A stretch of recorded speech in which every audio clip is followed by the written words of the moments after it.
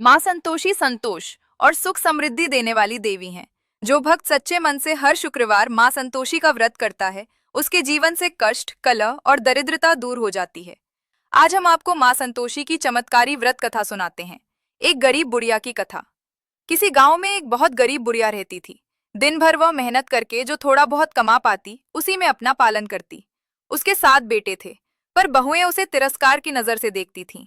बुढ़िया सारा दिन उनका काम करती, लेकिन खाने को सिर्फ जूठा भोजन मिलता। वो मन ही मन रोती और भगवान से प्रार्थना करती कि उसका दुख कब खत्म होगा।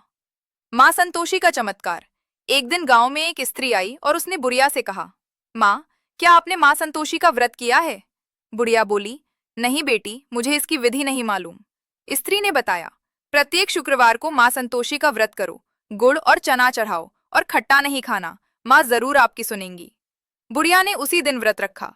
व्रत का प्रभाव पहले ही शुक्रवार के बाद उसके जीवन में चमत्कार होने लगे। उसके बेटे कमाने लगे, घर में सुख शांति बढ़ गई और बहुओं का व्यवहार अचानक बदल गया। लेकिन बहुएं जलने लगीं। उन्होंने एक दिन जानबूझकर उसे खट्टा भोजन परोस दिया। जैसे ही बुढ़िया ने खट्टा खाया, उसी क्षण उसका सब कुछ नष्ट होने लगा। माँ का क्रोध और क्षमा। बुढ़िया फूट फूट कर रोने लगी और माँ संतोषी से माफी मांगी। उसने पुनः संकल्प लिया कि अब जीवन भर खट्टा नहीं खाएगी और सच्चे मन से माँ की सेवा करेगी। माँ संतोषी प्रसन्न हुई और सपने में दर्शन देकर बोली, बेटी, जो संतोष रखता है वही सुख पाता है। फिर से उसके जीवन में सुख लौट आया। कथा का संदेश। इस कथा से हमें यह सीख मिलती है, सच्ची भक्ति कभी व्यर्थ नहीं जाती। ईर्ष्या और छल का परिणाम बुरा होता है। संतोष सबसे बड़ा धन है। माँ संतोषी सच्चे भक्त को कभी दुखी नहीं रहने देती। माँ संतोषी व्रत नियम वीडियो के अंत में दिखाएं।